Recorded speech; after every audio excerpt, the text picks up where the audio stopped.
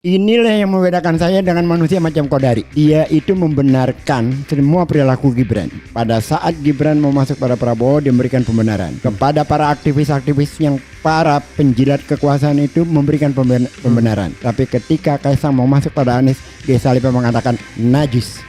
Buat saya pasangan Anies itu tidak membuat nilai tambah siapapun itu. Udahlah, bullshit lah orang-orang mengambil teori bahwa kalau Anies dipasangkan dengan PKS itu irisannya sama, tidak menambah. Tapi kalau dipasangkan dengan ini maka karena Anies itu kalau dipasangkan dengan siapapun oke-oke aja gitu. Tadi siang suratnya Pak Menko Marifest datang tidak memberikan izin. Jadi kebayang tuh betapa sumpahnya Anies mendapat surat itu.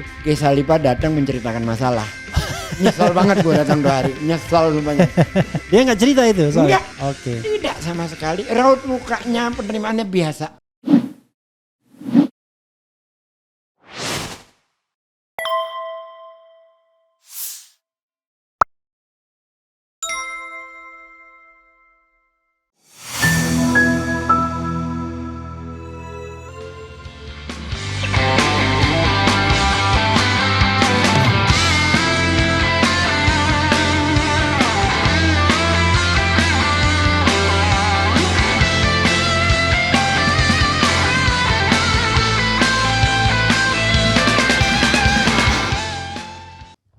Assalamualaikum warahmatullahi wabarakatuh, sobat RH sekalian.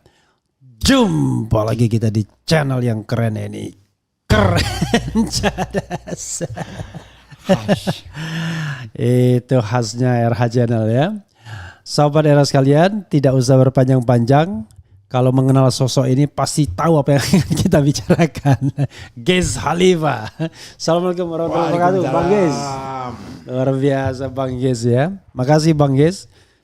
Seingat saya Bang Gez sudah ketiga kalinya datang ke RH Channel. Sana di ruang sana pertama kali, ruang sini 2 kali ya. 2 kali. Dan topiknya tetap Anies Baswedan. Kita bukan anak kecil Mas Anies. Jadi Bang Gez. Yap. Deja vu ya. Apa perasaan Bang Gez ketika kemudian kelihatannya wah ini kita bakal berkompetisi lagi. Dari Pilkada DKI 2017, Pilpres 2024 dan mungkin saja hampir pasti ya, walaupun tidak bisa 100% kita katakan Anies akan berkompetisi lagi di Pilkada Jakarta 2024. Mood perasaannya gimana? Saya senang ya kalau Anies masuk lagi di dalam kompetisi Pilkada DKI. Karena kita setidaknya masih punya harapan untuk melihat pemimpin yang bagus, keren dari kepemimpinan nasional yang busuk. Jadi kita punya alternatif untuk melihat Jakarta, paling tidak mungkin insya Allah Jakarta terselamatkan. Kan Pilpres itu prosesnya busuk, hasilnya juga busuk. Jadi kalau ada Anies nanti ya kita bisa melihat alternatif, bisa merasakan sesuatu yang berbeda. Oke ya, ini mendalam sekali langsung. Jadi intinya adalah banyak orang berharap ya Anies tidak nyalon awalnya ya. Waduh kalau nyalon turun kelas. Ya.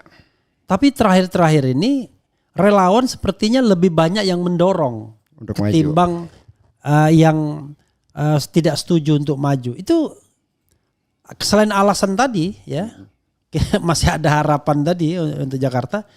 Apa alasan lain yang Bang Gez lihat? Karena Jakarta selama ini dirusak oleh Heru. KJP pencairannya bermasalah, KJMO dari 19.000 dikurangi menjadi 7.000 atau 9.000. Tagline Jakarta dirubah. Banyak hal lah.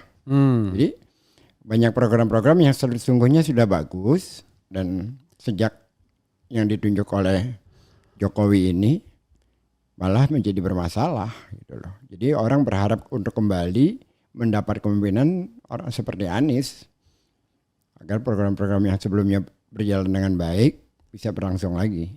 Kira-kira itu. Dan itu bukan relawan kok. Sebagian besar warga saya lihat. Kita nggak ada yang ikut-ikutan tuh deklarasi-deklarasi yang terjadi belakangan ini. Pada umumnya warga RW sekian, Mayoran, Johar Baru. Relawan belum ada yang dibentuk, belum ada yang turun. Bang Gez, Ya.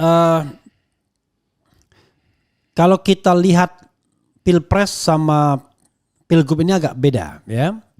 Kalau di Pilpres, Anies tidak pernah menempati ranking pertama survei. Saya sih tidak percaya survei 100%, tetapi paling tidak saya membaca berita dan data ya. Oke. Tinggal bacakan aja. Wah, pernah nomor 1 Ganjar, Prabowo, dan akhirnya Prabowo nomor 1. Tapi di pilkada ini agak berbeda. Litbang Kompas kemarin baru-baru ini 2-3 hari yang lalu merilis hasil surveinya dan Anies nomor 1. Ya. 29 sekian persen, Ahok nomor 2 20 sekian persen, kemudian Ridwan Kamil nomor 3. Kaisang unfortunately cuma 1% ya. Makanya saya bilang Anies tertinggi surveinya, Kaisang dibenci. Oke. Sementara kita tahu bahwa pilkada masih 4 bulan lagi. November. Kalau ini Juli, Agustus, September, Oktober, November, 4 bulan lagi ya. Apa yang ingin dikatakan Bang Gis melihat fenomena tersebut? Dengan catatan bahwa dulu Ahok juga digitukan, tertinggi, akhirnya plong. Ganjar tertinggi, plong. Bagaimana? Jadi survei itu kan alat ukur ilmiah ya. Ya. Yang seharusnya diperlakukan secara jujur, secara objektif. Tetapi karena seringkali lembaga survei itu memainkan hasil survei dengan cara-cara kotor, atau misalkan saya sebut nama saja, Kodari contohnya. Ya. Itu kan makhluk yang paling buat saya Ya. nista. Karena dia itu menggunakan alat-alat ilmiah itu untuk bukan objektif tetapi malah untuk kepentingan kekuasaan misalnya. Jadi sejak pilkada 2017 saya orang yang bisa dikatakan tidak percaya sama sekali dengan survei. Gitu, karena bukan dengan surveinya tetapi dengan para pengelolanya. Ya. Jadi kalau dikatakan sekarang survei Anies 29, ada yang sudah mengatakan 37, ada yang bahkan sudah mengatakan 46. Saya katakan persetan itu semua. Oke. Jadi kalau mau menangkan Anies, kita mulai saja lagi dari nol, dari bawah, dan jangan lihat survei, kira kerja saja terus di lapangan. Karena apapun ceritanya, yang akan memenangkan Anies adalah bagaimana pola kita mendekati warga. Gitu loh. Jadi bukan survei. Dan survei itu bisa-bisa membuat penipuan publik. Contohnya yang kemarin aja Pilpres itu juga kan penipuan publik. Tiba-tiba dari 42 lompat menjadi 50 sekian dalam waktu yang relatif singkat. Itu kan gak masuk di akal. Jadi kalau ditanya saya soal survei Anies tinggi atau tidak, apakah saya bergembira? Tidak. Apakah survei Anies itu adalah salah satu alat ukur yang benar? Saya tidak percaya. Yang saya percaya adalah warga-warga di Jakarta itu melakukan aksi spontanitas meminta Anies maju. Itu saya percaya karena itu otentik. Tapi kalau lembaga survei, mohon maaf. Begini, Bung Refli. Ya. Anda merasa dihinakan gak sih? Dihina dengan hasil. Bukan. Secara keilmuan Anda sebagai orang yang bergerak di dalam studi hukum. Ya sangat terhina lah. Seorang Kaisang wawancara dengan tertawa. Ya. Mahkamah Konstitusi itu menjadi mahkamah kakak. Ya. Mahkamah Agung itu menjadi mahkamah adik. Dengan dia mengucapkan sambil tertawa-tawa. Ini kan menghinaan. Oh, dia sendiri yang ngomong? Dia sendiri diwawancara. Oke. Itu kan menertawakan semua orang yang masih berpegang pada landasan etik. Lalu ada nama Kaisang dalam survei. Ya. Apakah itu realitas sosial atau bukan, bahwa itu adalah mereka memotret apa adanya. Tapi kan berarti media atau lembaga-lembaga itu memberi tempat untuk perilaku-perilaku yang semacam itu. Dan kita menghadapi era baru di mana ketidaknormalan, ketidaketisan, ketidakpatutan menjadi normal. Apakah Anda tidak tersinggung dengan cara-cara yang seperti itu? Melihat demokrasi di Republik ini semakin rusak dirinya. Kalau saya tidak tersinggung, tapi saya nelongso. Kita ini kalau mau mencari pemimpin itu sebelum kita pilih cari dulu yang terbaik untuk dicalonkan, ya kan? Ya. Kalau saya menganggap terbaik itu pertama dari sisi usia harus cukup, ya kan? Betul. Kalau pakai usia kenabian 40 tahun, ya kan? Kalau dari sisi track record harus jelas, ya kan? Karyanya seperti apa? Ini ya anak kecil nggak jelas karyanya, nggak jelas track recordnya, kedewasannya belum kita lihat. Tiba-tiba harus menjadi pemimpin kita. Dan tiba-tiba menjadi wacana publik dan media ikut memberitakan ini lebih cocok. Bahkan bapaknya sendiri ditanya mana lebih. Nah, nanti kita lihat apakah di Jakarta atau di Jateng. Gitu. Itu bapaknya sendiri pada saat diwawancara gitu loh. Rasa malu itu sudah menjadi nomor 18 atau nomor sekian puluh sekarang ini. Tapi pemimpin ketua-ketua umum partai politik begitu semua yang Nah, saya lihat. Itu yang saya maksudkan gitu loh. Yeah. Melihat fenomena ini, kita jadi merasa bahwa apakah kita yang tidak normal atau memang mereka menormalkan segala sesuatu yang tidak sepatutnya normal gitu. Kok jadi merasa teralienasi dari pikiran-pikiran, buku-buku yang kita baca dari zaman semester pertama sampai sekarang. Jadi seperti itu gitu loh. Ini kan dalam tanda kutip udah gendeng sekali nih. Tapi Bang Ges, kita kembali ke Anies tadi ya. Siap. Oke, jadi ada beberapa hal yang harus saya tanyakan juga. Jadi kalau soal survei, saya mengatakan bahwa bukan secara keilmuannya itu adalah alat ukur. Saya percaya itu. Tapi secara pengelolanya, karena seringkali menghadapi mereka-mereka yang melakukan survei itu menjadikan sebuah kepentingan, maka saya skeptis. Oke. Kita lihat dulu Anies maju dengan dua hal ya, partai pendukung dan dengan pasangan ya. Kita bicara dulu partai pendukung. Ya. Apa yang Anda harapkan dengan partai pendukung? Kalau melihat realitas bahwa tidak bisa maju dengan satu partai saja. Tidak ada satu pun partai yang bisa maju dengan a single party. Apa yang Anda harapkan dari partai pendukung itu? Atau tepatnya gini, siapa saja yang Anda harapkan sebagai partai yang mendukung Anies? Ya, saya berharap 3 partai yang kemarin plus ditambah PDIP. Oke. Itu saja. Alasannya? Ya tetap akan berubah tidak berubah aja dengan konstelasi Pilpres. Gitu loh. Oke. Jadi tetap saja biarkan mereka di sana, kita di sini. Gitu. Oke. Seandainya karena pragmatisme politik kan, ada partai yang sono ingin gabung, ada yang mengatakan misalnya bisa jadi Golkar belok.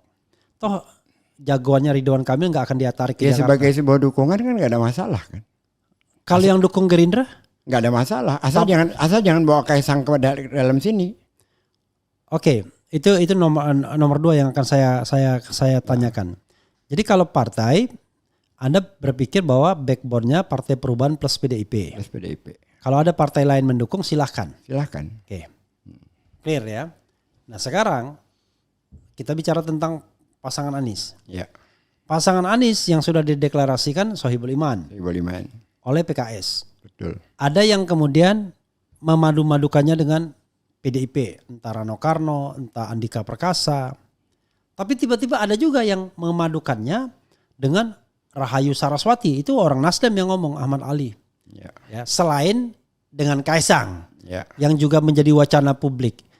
Apa yang Anda ingin katakan mengenai pasangan Anies ini? Buat saya pasangan Anies itu tidak membuat nilai tambah siapapun itu.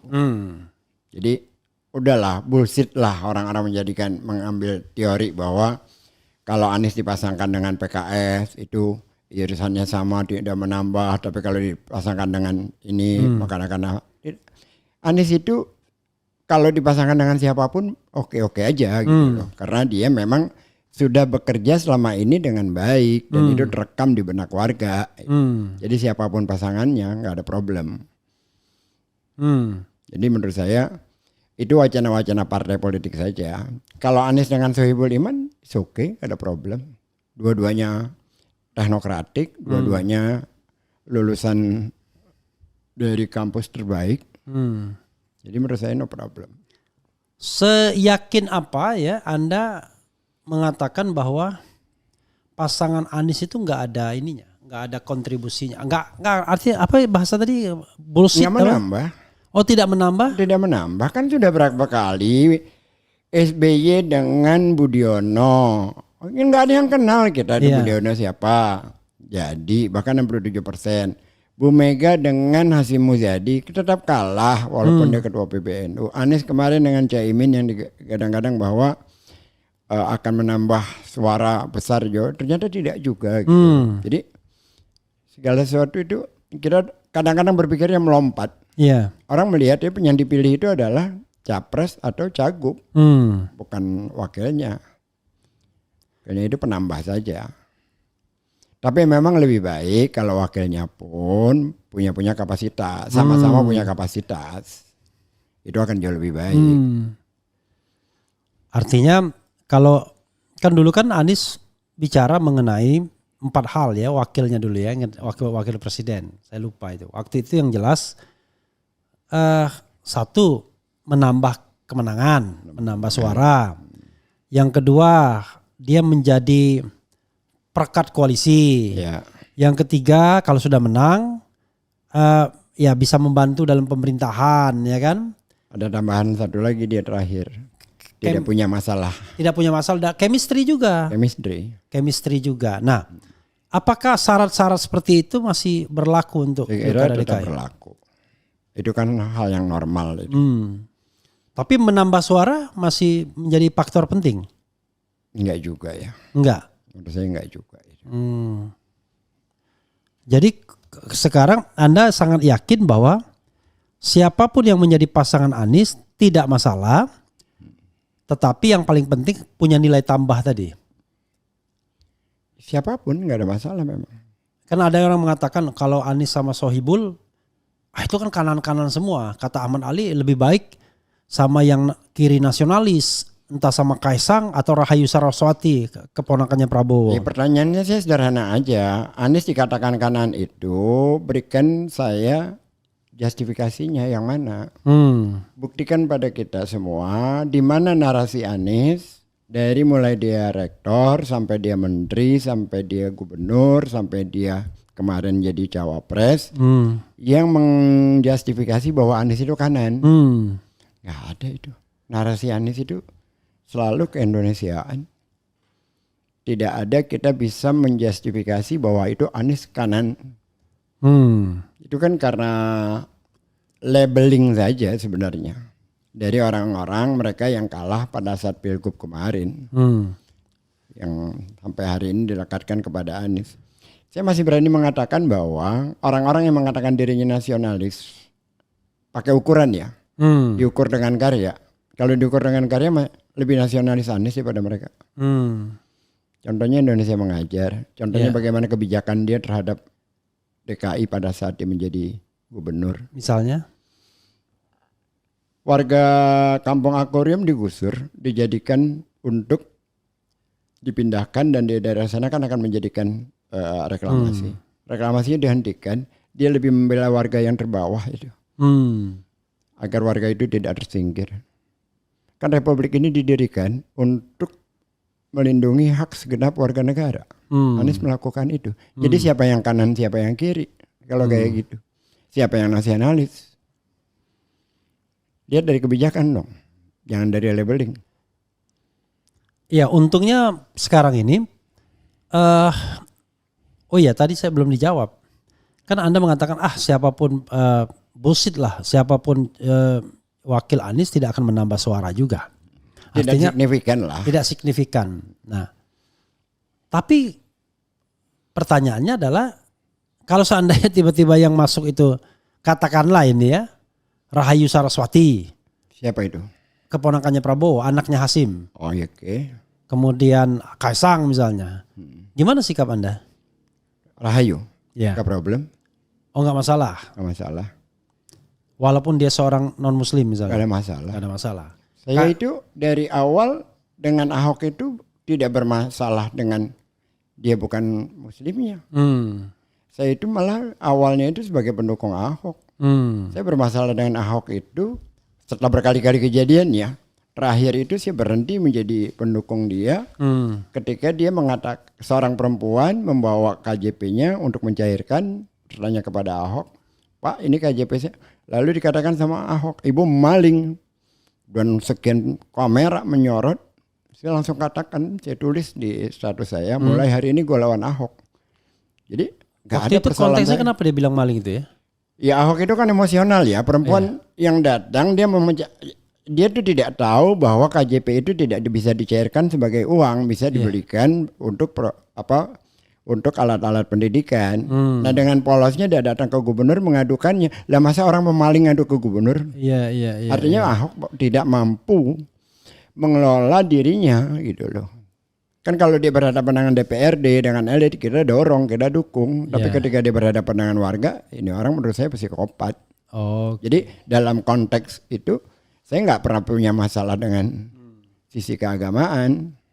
Jadi kalau pertanyaannya, walau dia nggak non muslim nggak masalah, selama dia proper. Jadi yang tidak boleh cuma Kaisang aja. Ya. Rahayu Saraswati, Budi Jiwandono, Siapapun no siapapun problem. boleh. Kecuali Siapapun no Kaisang. problem.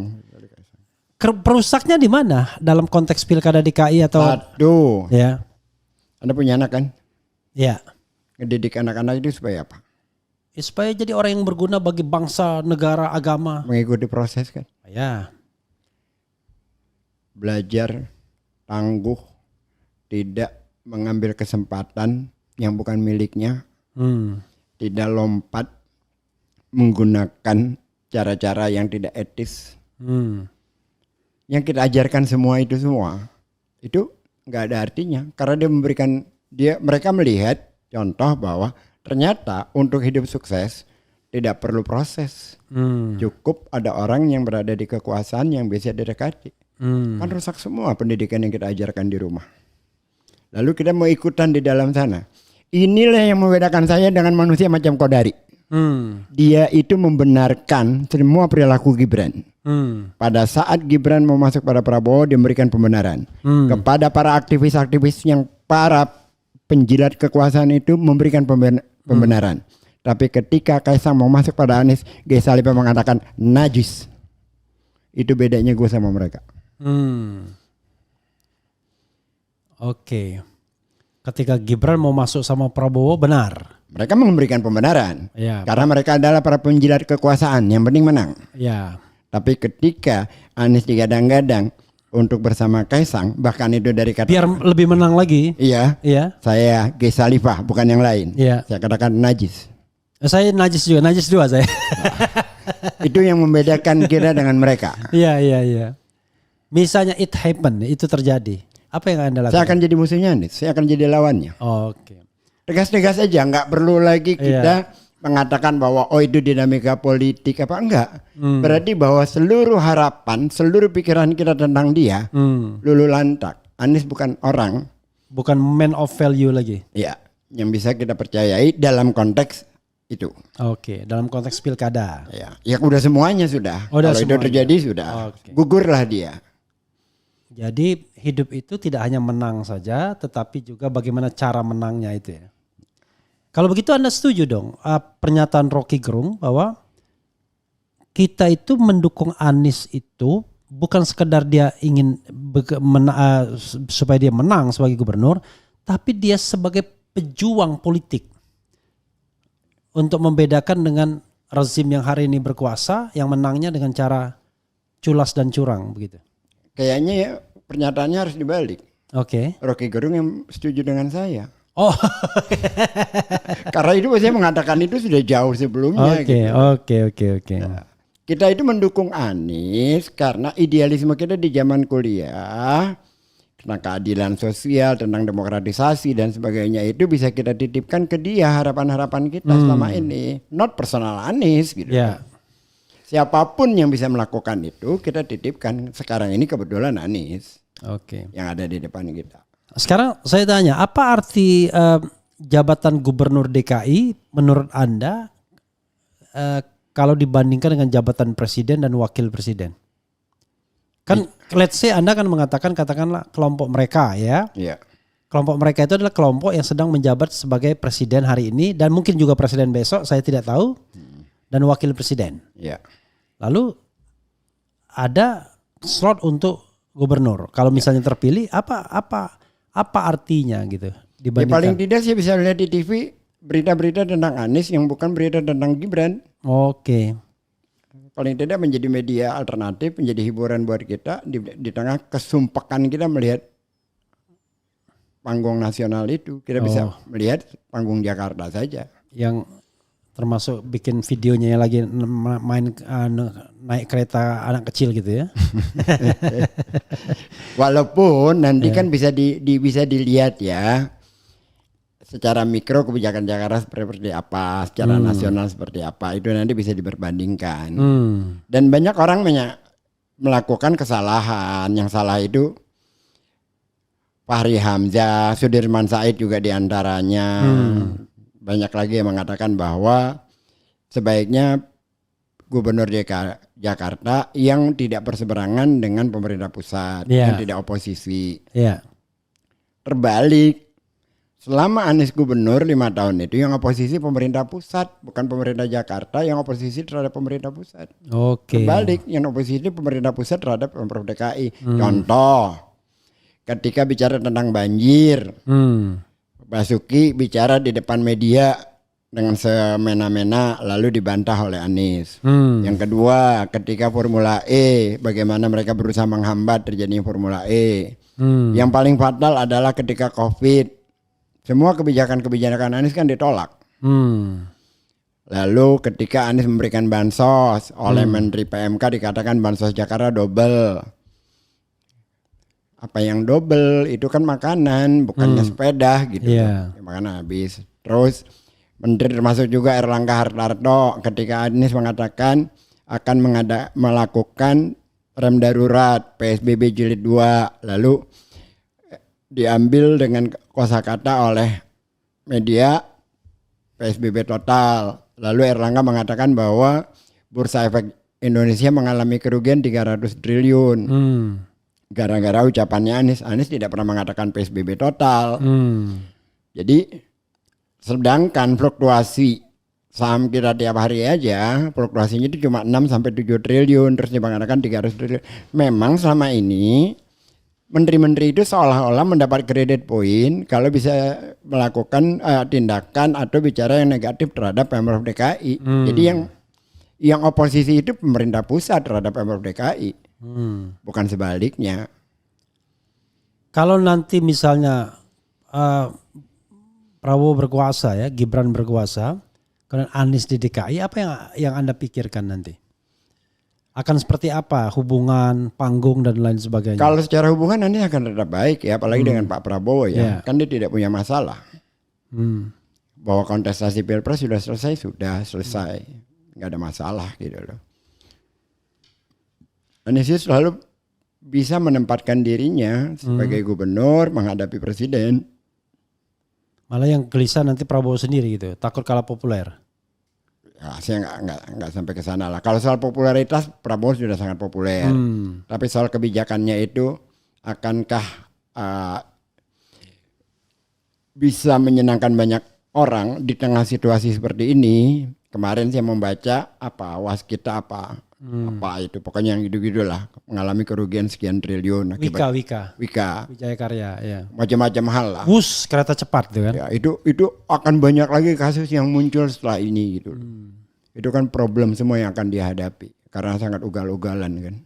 Saya membayangkan misalnya panggung wakil gubernur ya. Panggung wakil presiden. Ya.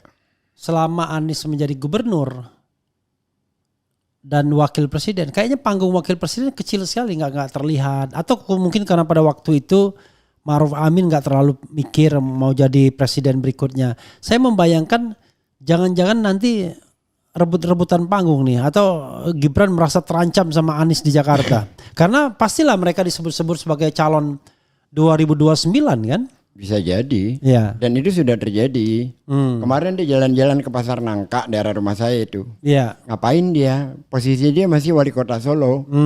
Jadi wakil presiden yang terpilih dengan cara haram. Iya. Belum dilantik. Ngapain dia udah bicara belanja masalah. Masalah itu udah terpetakan. Gitu udah. Jadi dia udah lakukan itu. Jadi menurut Anda ngapain dia? Ya cari-cari popularitas, mungkin untuk pengen majuin adiknya. Oke, ada yang pengamat mengatakan mau majuin adiknya dan menggerus suara Anies gitu. Ya bisa jadi, sangat bisa. Saya lebih percaya itu bahwa dia akan berusaha menggerus suara Anies. Brogis ya, Anda kalau saya lihat masalahnya cuma Jokowi, Gibran, Kaisang, ya kan? Atau keluarga itulah plus Bobi Nasution. Tapi Anda melihat Prabowo bukan part of problem. Padahal kan kalau nggak ada Prabowo kan nggak bisa maju tuh Kaisang atau Gibran sorry. Saya kira gini ya, Prabowo itu kan melakukan hal yang sama dengan yang dilakukan Jokowi terhadap dia. Itu kan problem Prabowo yang kita lihat ya. Tetapi bahwa Prabowo sebagai seorang presiden kebijakannya seperti apa kita belum pernah tahu kan. Oke. Jadi kita belum lihat bahwa dia problem pada saat dia menjadi calon presiden melakukan hal yang sama seperti yang dilakukan Jokowi terhadap dirinya, itu problem. Itu dan Anda nggak bisa benarkan itu. Nggak bisa. Itu menjadi makanya saya katakan prosesnya busuk. Gitu loh. Saya nggak bisa benarkan itu. Tetapi soal kebijakan dia problem atau tidak, saya belum lihat. Ya oke. Tapi kenapa Anda kemudian tiba-tiba menutup pintu sama Gibran? Maksudnya kalau untuk Gibran no. Bapaknya udah ketahuan 10 tahun merusak. Oh, jadi dosa turunan itu. Iya, kan dia juga ikut kan. Dia ikut memanfaatkan kekuasaan bapaknya itu melalui pelecehan Mahkamah Konstitusi itu. Lalu sekarang adiknya Mahkamah Agung itu dibuat kriteria spesifik untuk adiknya gitu. Kita sebagai warga negara, walaupun habis ini ntar ada aja nih kaum otak dikit yang akan ngoceh macam-macam di komentar gitu. Gua kagak peduli, lu cuma manusia gobanan. Nggak penting gitu loh. Jadi intinya adalah kalau untuk Prabowo kita lihat, Anda mengatakan prosesnya busuk, tapi kita lihat apakah dia busuk juga di dalam bekerja atau berproses nanti kan, apa menjadi presiden. Tapi kalau untuk Gibran selesai karena bapaknya sudah nyontohkan 10 tahun. 10 tahun itu, dia kan termasuk proses dia maju itu juga busuk. Oke, gitu. Dan Anda tidak bisa berharap. Tidak bisa, sama sekali tidak bisa. Luar biasa. Oke, balik lagi ke Anies, Bang Giz ya. Anda khawatir nggak kalau Anies kemudian bakal dicurangi juga di dalam pilkada DKI?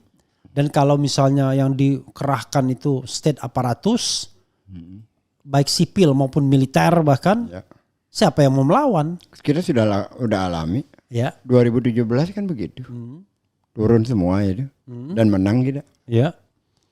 Untuk Jakarta ini sih nggak khawatir, sama sekali tidak khawatir. Dan itu sudah kita alami di Jakarta itu. 2017 itu aparat turun, ASN turun, tetap kita bisa atasi. Tapi pada waktu itu paling tidak ada terjadi perpecahan elit kan.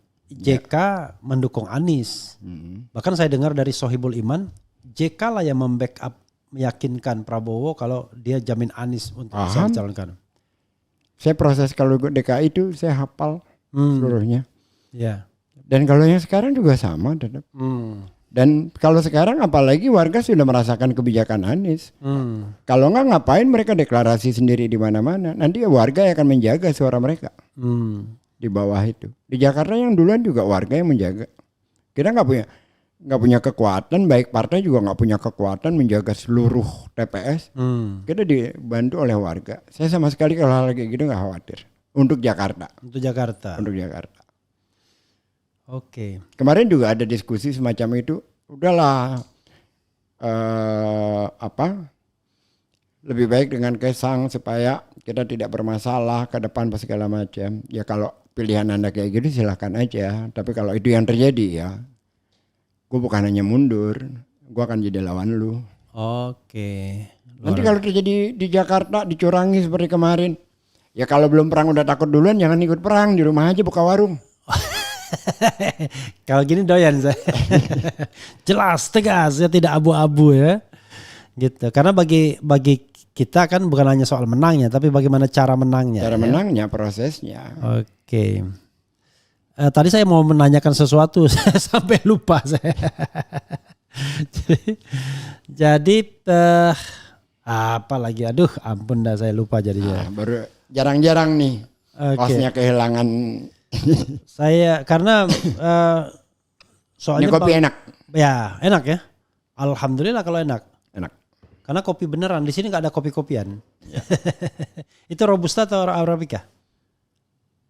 Ini. Iya. Kayaknya Arabica. Arabica ya, oke. Kalau Arabica agak asam-asam ya? Agak asam, tapi kalau secara kandungannya dia lebih aman daripada Robusta. Oke. Jadi dia secara rasa lebih asam, tapi tingkat keasaman di kopinya itu nggak terlalu. Jadi terbalik gitu loh. Wah, gara-gara itu saya pengen nyoba sedikit juga. Oke, Bang Gis, coba kita baca komentar Sobat Era sekalian. Siapa tahu nanti dari sini kita mendapatkan insight ya. Soeharto, Anies dulu menang itu didukung Pak Prabowo. Oke. Kemudian Pak undang Syahganda Nainggolan dong. Saya tonton di podcast BB dia mulai balik arah mendukung Prabowo. Saya yakin bahwa Prabowo akan berhasil di pemerintahannya. Ini soal lain yang saya akan tanyakan juga sama Bang Gis tadi soal tadi ya. Tadi udah dijawab sih. Kalau Anies yang dukung Refli tidak bakal menang. Luar biasa. Insya Allah. Ini pasti orang bodoh ini. Ini otak dikit nih Mas. Ya. Biasalah komen dulu dong kemudian. Insya Allah Pilgub DKI Anies menang. Saya kira Pilpres 2024 Pak Anies menang ya. Oke. 2029 maksudnya kali. Enggak, 2024 dia yakin menang. Oh iya. Ya benar itu. Benar itu. Kalau tidak ada bansos, tidak ada aparat. Saya juga punya keyakinan yang sama. Tapi kalau penghitungan suara kelihatannya memang kalah ya. Peran pertama yang kemarin itu 2024. Enggak ya. Enggak ya. Proses perhitungan suara itu kan output dari proses yang terjadi di bawah sebelumnya. Ya maksud saya kecurangan itu kan sebelum kan. Iya. Karena sebelum itulah maka orang bisa aja mencoblos Prabowo karena dapat bansos kan. Benar, makanya waktu proses penghitungan suaranya relatif aman mereka. Iya, betul. Gitu. Ya memang selama ini kecurangannya seperti itu. Iya. Bang Gis, kenapa Anies tidak mau pilih jalur perseorangan? Yang kemarin ini udah kemarin itu waktunya kan sempit sekali ya. Oke. Terlalu mepet waktunya. Ya, tadi gini. Ada beberapa tim Anies ya, kita zigzag. Yang kemudian tidak mempermasalahkan Prabowo Subianto. Bahkan rela mau gabung pemerintahan. Saya tanya dulu sama Bang Gis. Kalau Bang Gis ditawari masuk pemerintahan Prabowo Gibran mau? Enggak. Tadi katanya enggak ada masalah sama Prabowo. Iya, saya kan udah bilang prosesnya busuk menghasilkan sesuatu yang busuk. Iya. Saya enggak akan mungkin mau bergabung dan ini bukan dalam arti kesombongan ya, enggak ya.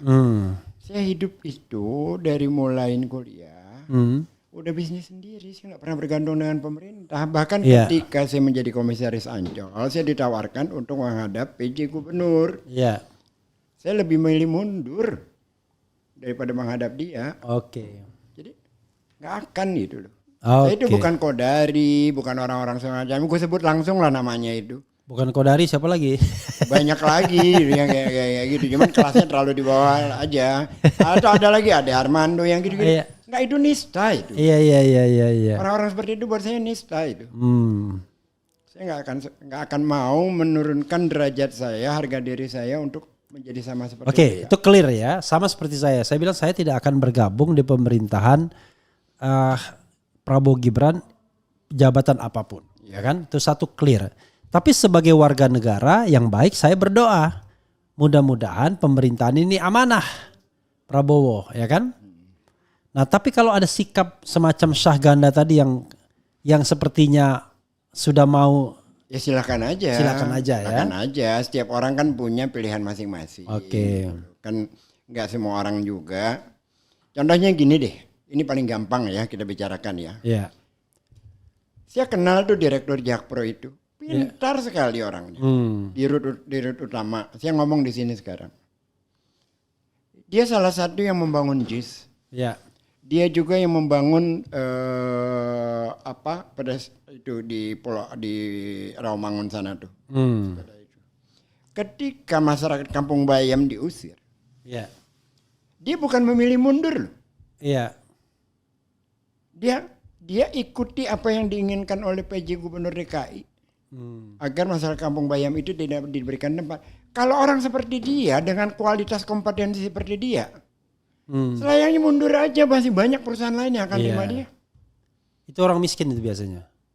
Ya, secara kepintaran luar biasa, tapi secara mentalitas patut dipertanyakan.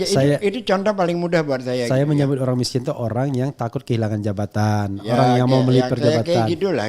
Saya baru pertama kali nih saya mengkritik dia di sini, padahal itu teman saya. Teman dalam artian kenal ya, selama bukan teman-teman bergaul, bukan.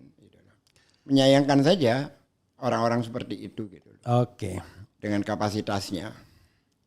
Ini ada lagi, apakah Om Ges setuju dengan Sudirman Said bahwa Anies dibilang sudah keluar dari jalan yang lurus dan memanfaatkan jabatan gubernur sebagai batu loncatan untuk Pilpres dan tidak bisa kerjasama dengan Wowo nanti? Wowo ini siapa ya?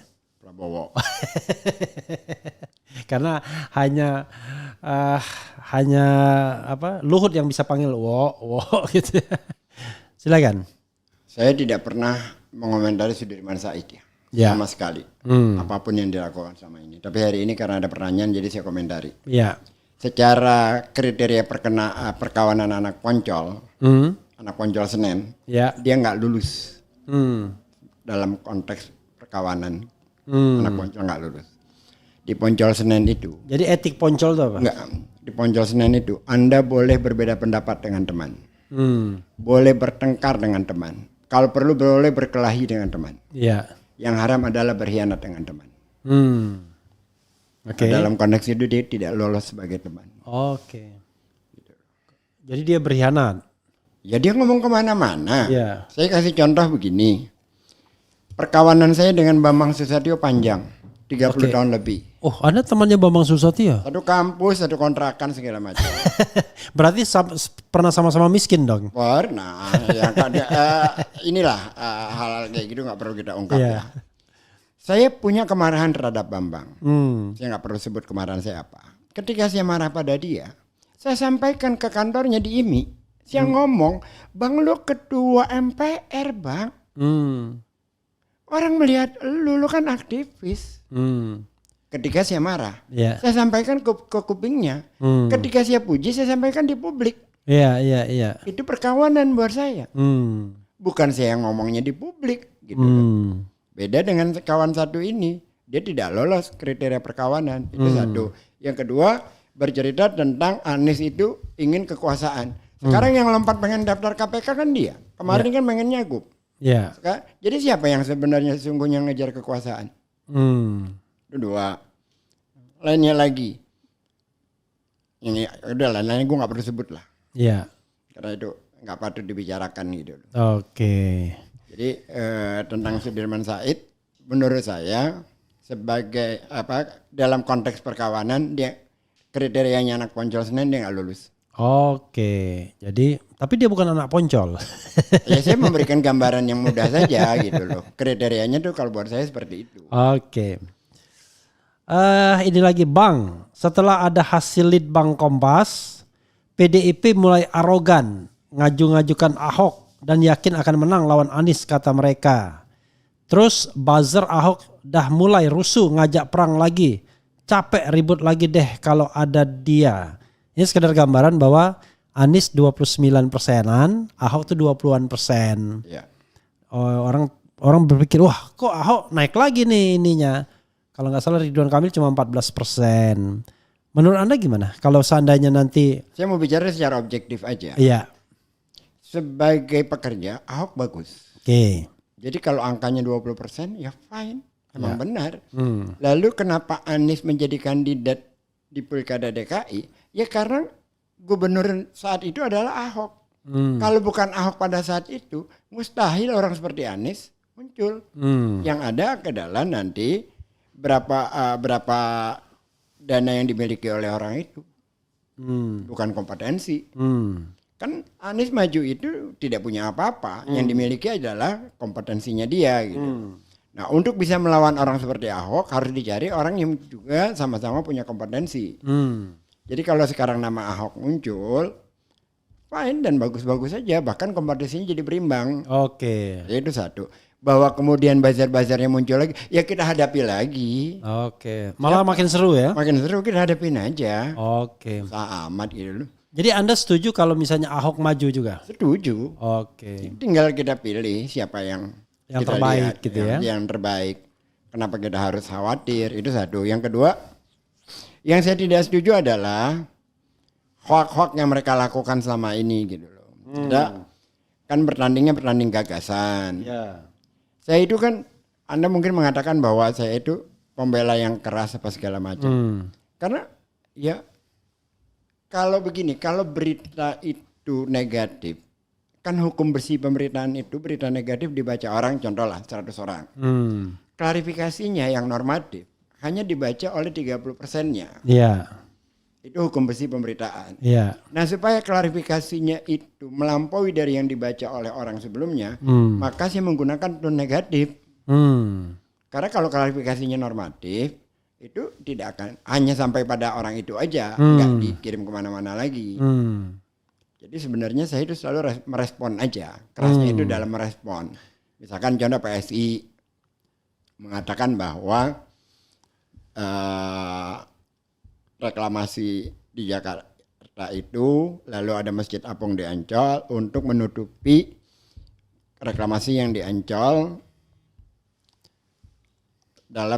dengan menutupi dengan semangat keagamaan.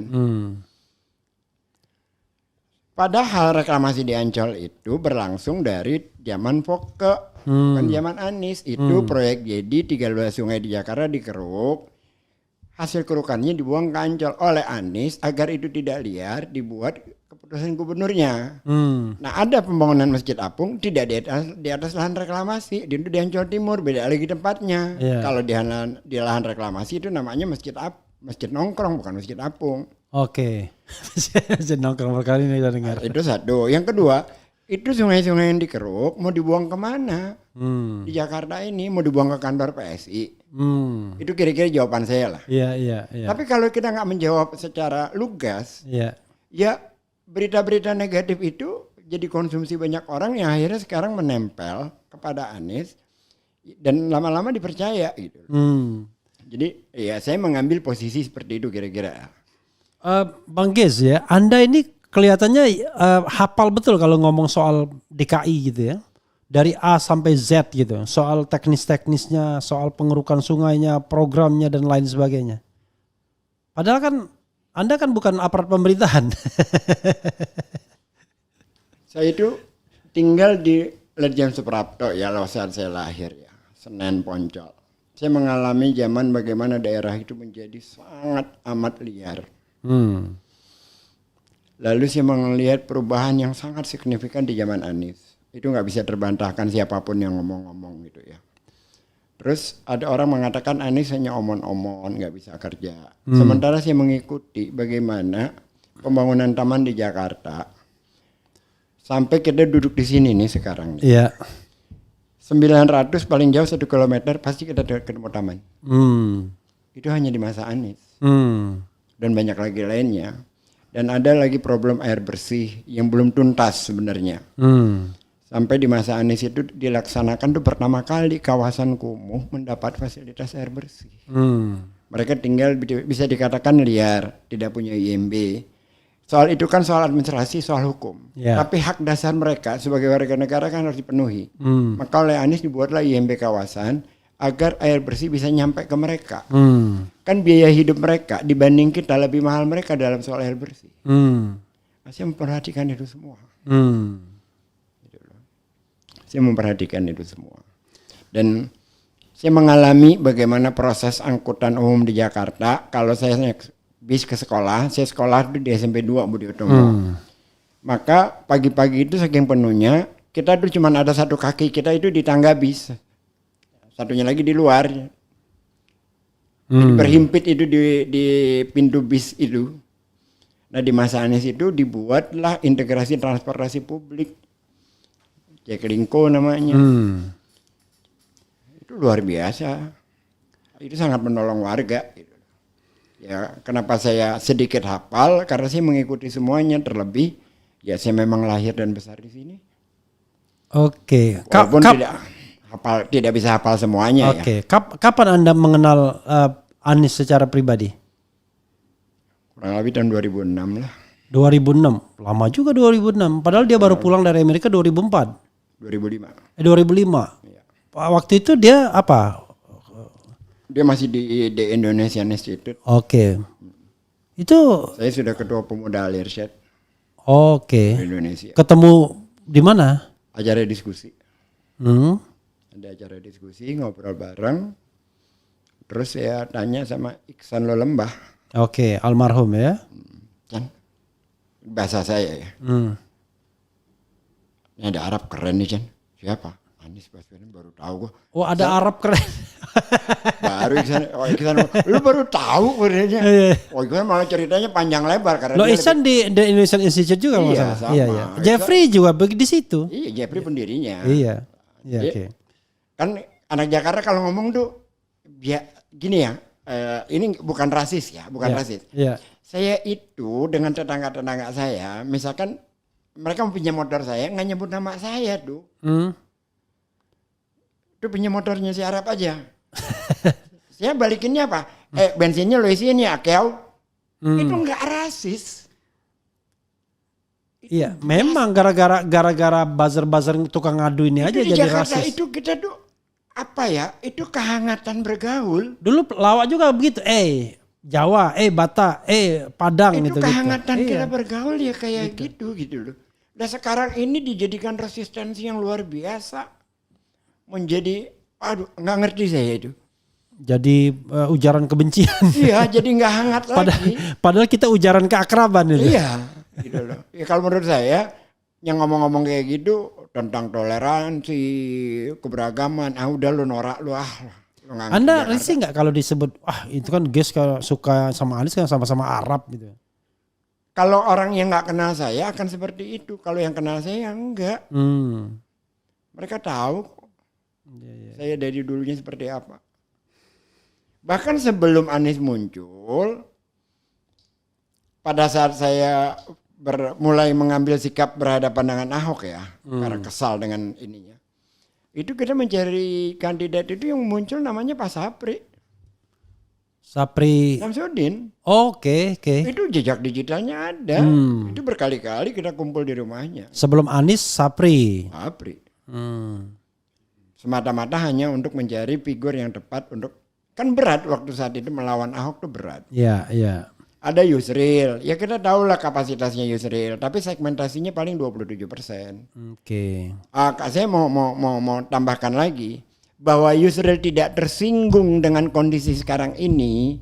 Saya mempertanyakan kalau kapasitas keilmuannya kita sama-sama tahu, tapi kapasitas integrasinya dia patut dipertanyakan. Kapasitas Integritasnya dia Oke. patut dipertanyakan.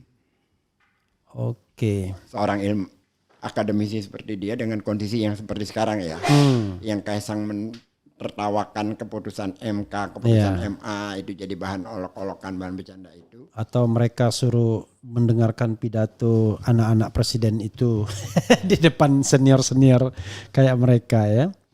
Bang Giz, kalau kita bicara ke depan ya, apa ya sih yang Anda harapkan ke depan ini? Kan orang mengatakan nggak mungkin lah Anies berhenti hanya sebagai calon gubernur menang atau kalah ya.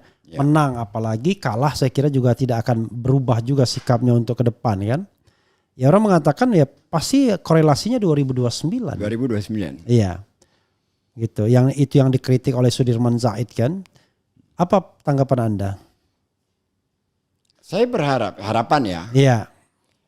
Harapan saya itu orang yang seperti Anies itu semakin banyak muncul.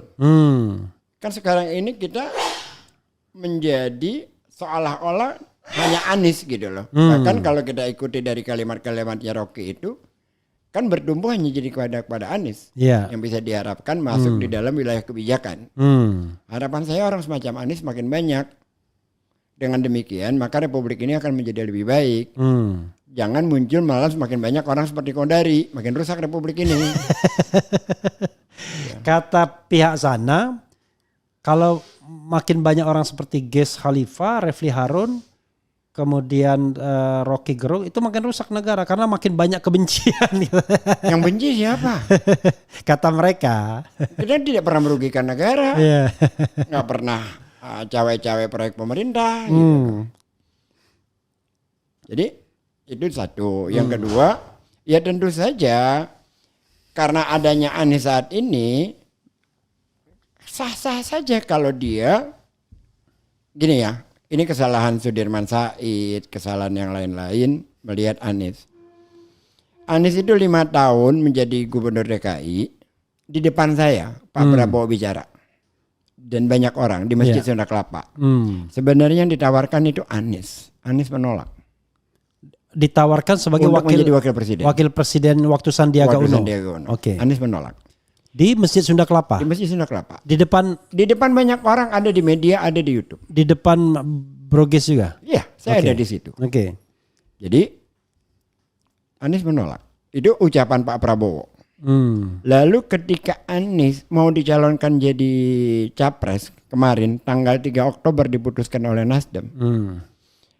Jauh sebelumnya saya bicara dengan Anies tentang pencapresan. Yeah. Anies mengatakan, guys tunggu tanggal 16. Setelah itu baru kita boleh bicara. Kenapa? Dia benar-benar ingin hanya bicara tentang pencapresan setelah masa gubernurnya selesai.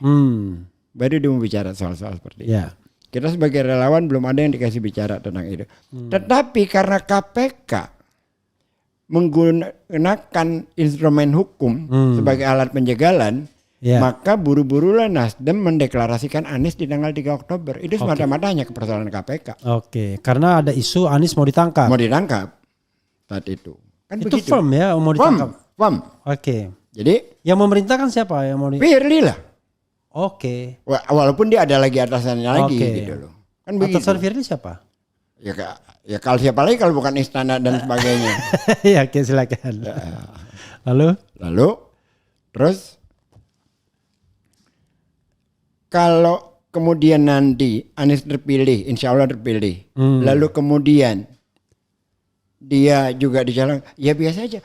Itu yang disebut public call kan. Kalau tidak ada permintaan dari pasar, kan nggak mungkin juga dia maju. Kan nggak mungkin. Partai nggak punya, duit nggak punya. Gimana ceritanya dia? Berarti kan ada permintaan dari masyarakat.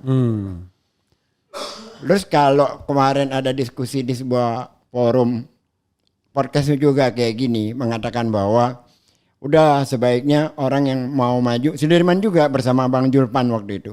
Zulfan Lindan. Ya.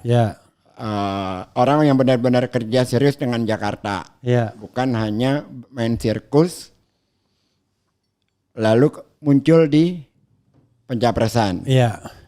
Yang main sirkus itu Jokowi masuk gorong-gorong. Anies kerja. Bahkan kita kadang tidak tahu apa yang dikerja. Bahkan kita tidak tahu tiba-tiba jadi. Dia senyap saja. Misalkan JIS itu segede, kalau orang Betawi bilang segede-gede gaban. Banyak orang tahunya belakangan setelah itu jadi. Prosesnya orang nggak tahu. Bangunan sebesar itu satu. Yang kedua, perapian kampung-kampung kumuh itu mencapai 200 lebih di Jakarta. Banyak orang nggak tahu dan itu dijalanin gitu loh. 9 waduk di Jakarta itu 5 waduk dirapiin, dibangun baru oleh Anies. Itu bukan sirkus, itu pekerja Bang Julfan. Yang ngomong nih di sini. Oke. Itu bukan sirkus. Yang sirkus itu masuk gorong-gorong. Jadi kalau ngomong di depan orang lain silahkan, tapi kalau Ges Khalifa dengar kita bisa berdebat apapun. Oke. Kalau saya mengatakan begini, penduduk Jakarta ini rasional. kalau orang tidak bekerja dengan baik itu tidak akan juga dicalonkan. Bukan hanya itu, dihukum. Tapi Saya kasih contoh. tapi kok nggak terjadi sama Terjadi. enggak, ini different direction ya.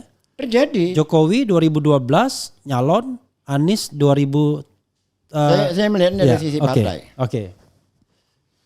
Ketika tahun 77 itu P3 menang loh atas Golkar. Ya, di Jakarta. Ya. Apa yang terjadi sekarang? Bangku P3 cuma satu di Jakarta, DPRD-nya. Jakarta, iya. Lalu yang lain-lain kita lupakan lah. 99 PDIP itu terbesar. Ya. Di Jakarta juga? Di Jakarta. Oke. 2004 PKS terbesar. Ya. Dihukum PDIP. Ya. 2004 PKS terbesar. 2009 Demokrat terbesar. Ya. Sekarang Turun lagi. 2014 PDIP lagi. terbesar Ya. sampai 2019. Ya. Walaupun pola pemilihan ini berubah. Ya. Sekarang turun jadwal lagi. Yang muncul adalah PKS. Masyarakat Jakarta paling mudah menghukum. Yang kedua, kalau konteksnya dalam konteks pilpres, Ya. nggak ada pilihan, hanya Jokowi Prabowo dua kali itu. Oke. Kalau ada yang lain orang akan milih yang lain. Oke, karena di fait accompli kita ya. Iya. Dan itu pun kan tipis saja menangnya Jokowi terhadap Prabowo di Jakarta. 300 ribuan kalau nggak salah. Jadi di Jakarta ya. Di Jakarta. Jakarta ini paling mudah menghukum. Kemarin tapi Anies kalah sama Jakarta. Karena Sama ada suara luar negeri. Itu satu. Oke. Kalau tidak ada suara luar negeri, Anies hampir 300 ribu menangnya. Oke. Karena ada suara luar negeri, Anies kalah hampir 30 ribu lebih. Oke, tipis Dan ya. itu saya sama sekali tidak percaya. Iya. Oke. Paling tidak yang formalnya kalah tapi informalnya kita nggak percaya itu ya karena gentong-gentong babinya itu. Ya itu kan bansos dengan warna biru segala macam gitu. Itu satu hal. Yang kedua, kita juga tahu kok dari teman-teman yang biasa kerja di Bawaslu, di KPUD dan apa segala macam gitu, bahwa suara luar negeri emang paling mudah dimanipulasi. Paling istilah mereka itu paling empuk. Ya, nggak ada yang mengawasi. Nggak ada yang mengawasi. Dan semua perwakilan itu perwakilan penguasa. Ya. Oke. Kita bacakan lagi ya. Saya senang membacakan begini kan lebih objektif ya. Lebih interaktif. Iya. Jadi inget gue RH ngamuk-ngamuk sama Kodari di TV. Bukan Pak Aniesnya tapi gerbongnya yang amit-amit. Maksudnya apa ini? Ya maksudnya kita ini. Oke. Karena buat mereka kita nggak boleh melawan. Oke. Kaum otak dikit selalu kayak gitu. Mereka hanya boleh mereka yang menghinakan, kita nggak boleh. Oke, kita harus baik-baik aja gitu ya. Baik-baik aja seperti Anies santun segala macam. Lah dia lahir di Jogja, gua lahir di Poncol. Kemudian ayo Pak Anies maju saja ke Pilgub Jakarta, biarkan satu keluarga itu banyak. Maksudnya apa sih ini? Jaga kewarasan di tengah kegilaannya Pak Ges dan Bang Refli. Semangat. Oke, bismillah Bang RH Jatim hadir. Semoga Allah Subhanahu wa taala memberi kewarasan berpikir untuk menerangi hati yang gelap karena mabuk kekuasaan dan jabatan. Amin. 1000% setuju Pak Ges, jangan kasih kesempatan kepada penjilat, pengkhianat dan perusak. Yusril mendukung pendirian Dewan Pertimbangan Agung yang nantinya akan diketuai oleh Jokowi. Beda lagi ini. Menyimak. Assalamualaikum. Secara keilmuan saya akui Bang Yusril. Secara integritas mohon maaf. Oke, itu ya pernyataan yang paling keras ya. Wakakak Refli Harun sama Ges itu satu frekuensi ya kan. Ya ini sama-sama benci, gemes dan gergetan sama Bahlul yang bernama Kodari. Kalau Hasan Nasbi gimana Bang? Kurang lebih lah 11-12. Tapi kalau benci enggak ya, saya enggak ada kaitannya benci. Jadi kalau yang kita kritik itu perilakunya. Apa urusannya dengan benci? Dia nggak pernah utang sama gua, nggak pernah ngambil duit gua. Makanya dulu kita baik malah sama Kodari. Biasa aja junior saya itu di HMI. Iya. Dua orang waras sedang berdialog, Bang Ges dan Bang Refli. Keren, cadas. Alhamdulillah disebut waras. Karena banyak juga yang bilang kita otak gila. Sakit hati dan lain sebagainya. Tapi begini.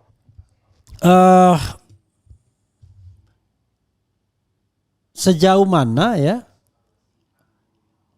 Anda yakin bahwa, tapi susah juga karena gini, emang Anies gak ada kelemahan sih apa? Saya pernah nanyakan ini loh di sini dari sisi integritas, dari sisi program dan lain sebagainya, kan bukan malaikat juga dia. Ya kan sama seperti Anda bertanya itu ke si Ramadan Pohan. Iya, iya ya.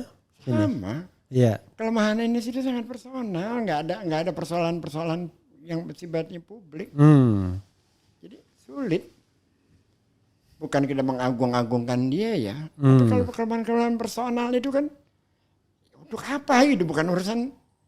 Kan kita kan berbicara tentang urusan publik. Kalau urusan pertemanan ya pertemanan aja. Ya, jangan diambur-amburkan ya. Kan itu urusan privat yang nggak penting gitu. Kita menilainya publik aja. Yang publik aja. Anda sering ngomong pribadi sama Anies berdua saja selama within dari 2006 sampai sekarang. Canggih juga Arab itu. sampai ketika Anda mengatakan sampai sekarang 2018 tahun. Banyak. Nggak kehitung banyak. Nggak kehitung. Banyak. Bahkan ada yang saya paling sedih. Saya datang ke dia itu. Ngapain sih ketemu dia hari itu. Saya nyesal gitu. Kenapa? Jadi. Saya kan orang yang tidak suka ngeluh ya. Ya. Jadi ada satu kebijakan di Ancol itu panjang ceritanya tentang Masjid Apung. Pembangunan Masjid Apung. Jadi karena ada COVID kan terhenti. Lalu gak jalan-jalan lah. Saya itu udah bicara berkali-kali dengan direksi apa segala macam dengan mengambil pola lain. Saya bicara dengan Taufik, M Taufik Gerindra, ketemu juga dengan asisten ekonominya Anies. Ini bagaimana caranya supaya ini tetap bisa berlangsung walaupun situasi kita itu secara kondisi keuangan lagi parah sekali gitu loh. Karena kan itu legasi ya. Jadi setelah COVID agak melandai, saya menghadap ke dia, saya ngadu lah. Pertama kali itu saya datang ketemu dia itu untuk mengeluh gitu pertama kali. Apa yang terjadi? Dia itu dengan tenang, dengan biasa mendengar apa cerita saya. Begitu saya keluar dari ruangan, saya ketemu stafnya dia, Noval. Oke. Bang, pertandingan bola Desember ini nggak jadi. Padahal itu mereka sedang mau berangkat dari rumah masing-masing ke airport. Liverpool, Real Madrid, sama Barca. Memang kenapa? Tadi siang lo surat. Yang mau dia undang ke JIS itu? Iya. Ya, oke. Akhirnya ditunda ya ke Juli. Itu kan harusnya Desember. Tadi siang suratnya Pak Menko Marifest datang. Tidak memberikan izin. Oke. Jadi kebayang tuh betapa sumpahnya Anies mendapat surat itu. Ki Salipa datang menceritakan masalah. Nyesal banget gue datang 2 hari. Nyesal banget. Dia nggak cerita itu soalnya? Enggak.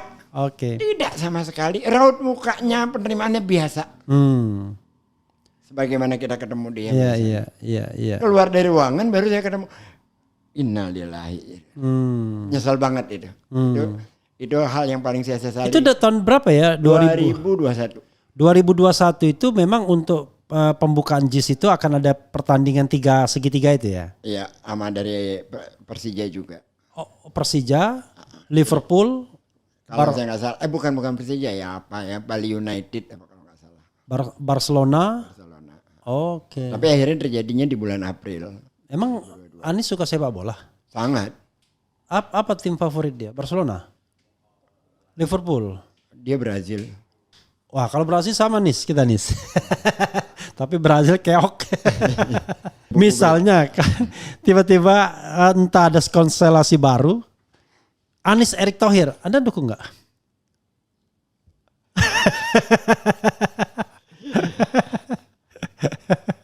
Anies Erick Thohir. Saya khawatir itu. Hah? Saya khawatir itu. Loh bisa jadi karena namanya disebut loh oleh iya Bang memang, tapi kan gini ya. Kita itu berteman sama orang itu yang energinya positif, kita ikut ke positif. Iya. Kalau berteman dengan penipu, kita jangan-jangan ikut jadi penipu. Erick Thohir itu buat saya penipu publik. Oke. Saya khawatir aja. Berarti Anda riset 2 nama dong, jangan sama Kaisang, jangan sama Erick. Kalau Kaisang kan udah sampai tahapan najis, kalau ini kan enggak. Oke. Ini berharap. Artinya kalau Anies Erick, Anda tidak sampai jadi lawannya enggak ya? Cuma tidak dukung gitu. Nggak dukung. Jadi kita ini ya dalam hidup tidak merasa paling baik ya kan. Kita juga banyak dosanya. Ya, tetapi bedanya adalah kita bukan pejabat publik. Karena itu dosanya agak kurang. Tapi kalau Anda pejabat publik, Anda jangan alhamdulillah ya kan, senang-senangan. Ada menteri yang begitu menjabat hartanya kurang dari 1 miliar, 10 bulan sudah 11 miliar dan sekarang mungkin udah puluhan miliar atau ratusan miliar gitu. Ada juga menteri yang hartanya ratusan miliar tapi hadiah semua. hadiah. Hibah. Jadi kita ketawa-ketawa ini bukan berarti kita senang, kita prihatin gitu ya. Kemudian Oke, satu dua lagi ya sebelum closing statement ya. Anies Tom Lembong. Oh keren.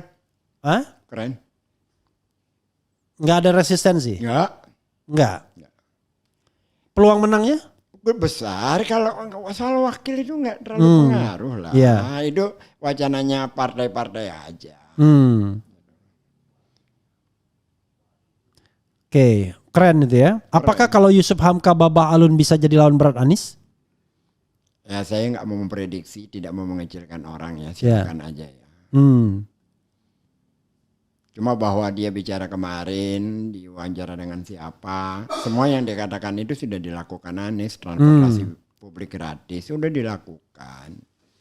Pembangunan transportasi lebih masif sudah dilakukan. Pembatasan jalan ganjil genap diperluaskan di masa Anies. Yang akhirnya nyusahin gua kemari. Iya. Kok bisa nyusahin? Kan crossing nggak ada yang ya ganjil kan genap. makanya kita tunda sehari ini. Enggak, maksudnya kalau crossing kan dari Senen lewat Tugu Tani, iya mau crossing ke sini kan lewat Kemanggisan kan enggak. Ya dari Senin kemari pulangnya kan gue mesti ke Tebet. Balik ke kantor. Nah, kalau Tebet Gatot Subroto ya saya nggak ikut-ikut lagi sudah ya. Kan? Oke, ini ada pertanyaan terakhir ya. Kalau saya percaya mitos DKI Jawa Barat yaitu nggak ada gubernur 2 periode. Jadi mending Anies ke Jabar, RK ke DKI. Tapi ini saya udah cek kalau nggak salah Ahmad Heriawan 2 periode. Gimana? Nggak, itu mitos yang salah. Dan saya kira bukan soal mitos-mitosan ini kan kebetulan aja. N-nya itu kata orang N-nya itu baru berapa? Kan pilkada DKI langsung ini kan baru zamannya Pak Foke. Lawan Adang Dorojatun. Foke 1 periode. Ya. Jokowi 1 periode. Nggak nyampe, cuma 2 tahun. Ya kan Jokowi nggak nyampe. Tapi maksudnya untuk 1 kali ya. Gubernur. Anies 1 kali gubernur baru 3 kali. Baru 3 kali. Jadi N-nya terlalu sedikit untuk mengatakan mitos ya. Masih banyak mitos Indonesian Idol yang runner up itu malah lebih ngetop daripada yang juara. Bang Giz, silakan Anda closing statement apapun yang ingin Anda sampaikan, jangan sampai nanti pulang menyesal belum menyampaikan sesuatu. Silakan. Ya, saya melihat situasi seperti sekarang ini, saya cuma ingat satu kalimat dari Nizar Kabani, seorang penyair Syria. Dia katakan begini, banyak nama yang kami ingat, tapi kami tak tersenyum lagi ketika nama itu disebutkan. Orang-orang itu yang saya tidak tersenyum lagi nama itu disebutkan, Yusril diantaranya. Itu aja. Ya, saudara sekalian, dalam sekali ya Bang Giz ini. Bang Giz ini saking dalamnya kadang-kadang seperti Nabi dia. Rasulullah menangis orangnya dalam sekali ya. Jadi marah itu kalau dia marah betul tapi puncak marahnya dia bisa menangis luar biasa orang seperti Bang Giz ini. Dan itu dalam sekali ya. Ya gimana kita bisa tersenyum sebagai mentor kita melihat situasi seperti ini, orang-orang seperti itu tidak bersenyum. Oke. Kalau dengar nama Refli Harun masih tersenyum? Oh iya. Masih. Jadi mudah-mudahan kita jadi orang yang konsisten ya, tidak kemaruk dengan kekuasaan ya, tidak tergiur dengan kekuasaan dan tetap di jalan yang kita yakin ya, amar ma'ruf nahi mungkar. Itu saja saudara sekalian. Wassalamualaikum warahmatullahi wabarakatuh. Waalaikumsalam warahmatullahi wabarakatuh. Yeah.